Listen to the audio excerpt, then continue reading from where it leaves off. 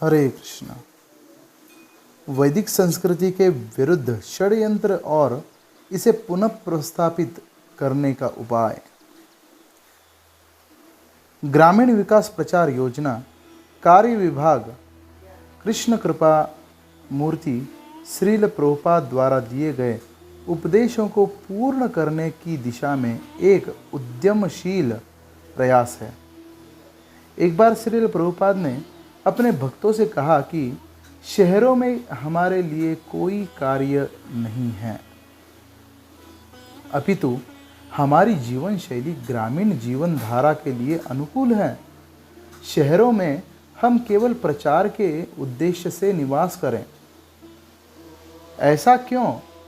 कारण यह है कि शहरों की जीवन धारा रजोगुण में स्थित है, परंतु आदर्श ग्रामीण जीवन सतोगुण में स्थित है। यह सत्वगुण हर प्रकार से आध्यात्मिक साधना के लिए अनुकूल है। दूसरी ओर रजोगुण इंद्रियों के उत्तेजित करता है। श्रील प्रभुपाद ग्रामीण कृषि समाज समुदायों को स्थापित करने के लिए अनेक उदाहरण प्रस्तुत करते हैं। हम भी एक पुस्तक प्रकाशित कर रहे हैं जो कि श्रील प्रभुपाद जी के द्वारा दिए गए इस प्रकार के उपदेशों पर आधारित है।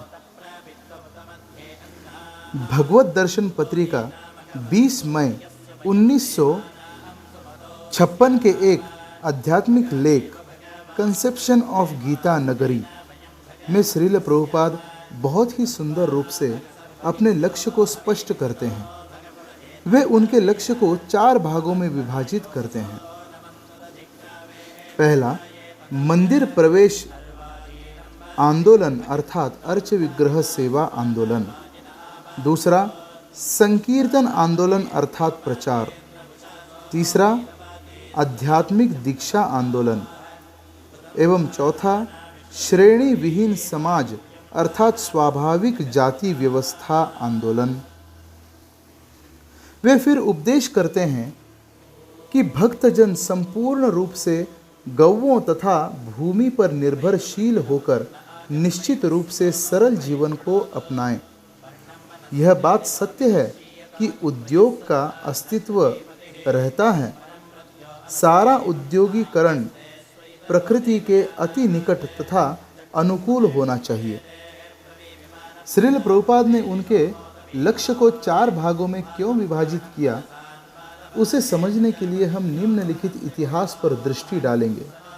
इसे अध्ययन करने से पूर्व कृपया यह ध्यान में रखें कि यह इतिहास कोई जातिगत भावनाओं को केंद्रित कर नहीं लिखा गया है।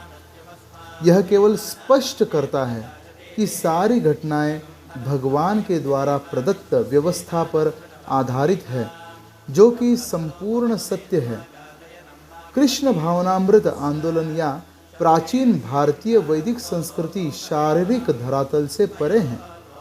यह चेतना उस भावधारा पर आधारित है जहां हम एक दूसरे को बिना किसी प्रकार के जातिवाद या राष्ट्रवाद की भावना रखते हुए एक ही पिता या भगवान कृष्ण के परिवार का सदस्य के रूप में देखते हैं।